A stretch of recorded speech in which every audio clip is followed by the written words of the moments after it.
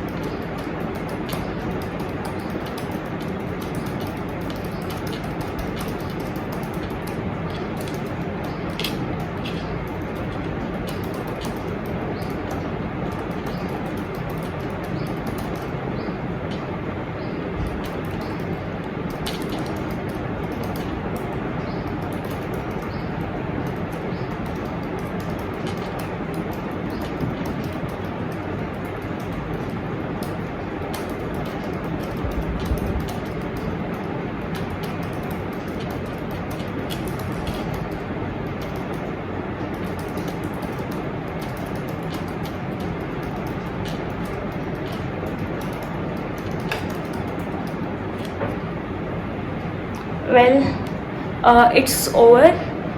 I'll show you my score now. So if you can see, okay, this is inverted. This is my score, which is 57 words per minute with 100% accuracy. But you can focus on words per minute. This is 57, and this is very good score for SSC CGL. I'm not saying that this is the best one, but this is quite a good score for SSC CGL or any other typing test you are going to appear for any government exam. So if you want to attempt the typing test, what you can do, you simply can Google typing test and then attempt your test. So in a day you can attempt multiple tests and then you can see your words per minute. तो ideally क्या होता है कि हम केवल एक ही हाथ से टाइप करते हैं, जो कि सही नहीं है. आपको सबसे पहले तो क्या होना चाहिए कि जो कंप्यूटर के आपके या फिर मतलब जो कीबोर्ड है उसके जितने भी की स्ट्रोक्स हैं वो आपको थोड़ा सा पता होना चाहिए कौन सा की स्ट्रोक कहाँ पे है. उसके बाद ही आप एक अच्छी टाइपिंग स्पीड को अचीव कर पाओगे.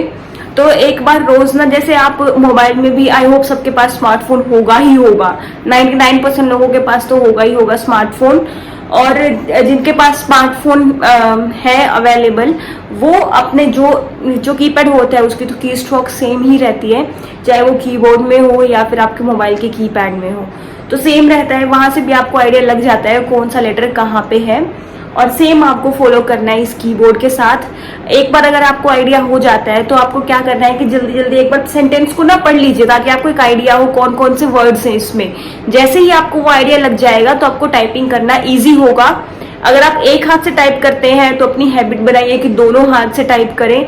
मैं ये नहीं बोल रही हूँ कि 10 फिंगर्स का आपको यूज करना है, नहीं, ऐसा नहीं होता है. कोई हम प्रोफेशनल नहीं है, हमें केवल एक एग्जाम पास करना है और उसके लिए आप दोनों हाथों का यूज करना पड़ेगा आपको. लेकिन जरूरी नहीं है कि सारी फिंगर्स का करो, वो अब आपके ऊपर है कि आप कीबोर्ड को हाफ डिवाइड करके आप दोनों इंडेक्स फिंगर का यूज करते हो या 4 फिंगर्स का यूज करते हो. आपको वो कैसे करना है वो आप अपने ऊपर है कि आपके हाथ कैसे चलते हैं. तो यही था. बाकी कोई पर्टिकुलर सॉफ्टवेयर नहीं है जो आपकी टाइपिंग स्पीड को एकदम रातों रात ही बढ़ा दे. ऐसा कुछ भी नहीं है. जितना आप टाइप करेंगे उतनी अच्छी आपकी प्रैक्टिस होगी और उतना ही अच्छा आपका स्कोर आएगा. अब बात आती है कि यहाँ पे आपका जो वर्ड्स पर मिनट है वो तो अच्छा आता है, एग्जाम में आता नहीं है. तो उसके लिए ना आप लैपटॉप की बजाय मैं बोलूंगी अगर आप एक अलग से कीबोर्ड पे टाइप करना अभी से शुरू कर देंगे वो आपके लिए एक सही रहेगा. क्योंकि वहां पे कीबोर्ड्स ही होते हैं, आपको कोई लैपटॉप तो देगा नहीं कि उसमें ऑलरेडी आपका जो कीपैड है और आपने जो घर पे प्रैक्टिस की है वैसा आपको माहौल मिल जाएगा. ऐसा नहीं होता है. दूसरी बात है कि हम क्या करते हैं एग्जाम में, अगर हमारा थोड़ा सा हमें लगा कि कोई लाइन हमने स्किप कर दी है पूरा डिलीट करके पूरा दोबारा से हम टाइप करना स्टार्ट कर देते हैं। इससे जो वो एरर होता है वो ज़्यादा बढ़ जाता है और इसकी वजह से हम लोग फेल भी हो जाते हैं। तो आपको ये भी नहीं करना है। अगर कुछ स्किप हुआ है एक बार उसको छोड़ दीजिए, आपका वो कवर हो जाएगा बाद में। बहुत ज़्यादा स्किप हुआ है तो बात अलग है, लेकिन थोड़ा बहुत ही स्किप हुआ है तो सारा डिलीट करके उसको दोबारा रीटाइप मत कीजिए। यही थी सारी बातें। इसके अलावा अगर कोई डाउट है तो आप लोग मुझसे पूछ सकते हैं कमेंट सेक्शन में, इंस्टाग्राम पे मैसेज कर सकते हैं या फिर जीमेल पे भी मुझे आप लोग मेल सेंड कर सकते हो। तो thank you so much for watching this video and like this video if you really like watching it and thank you.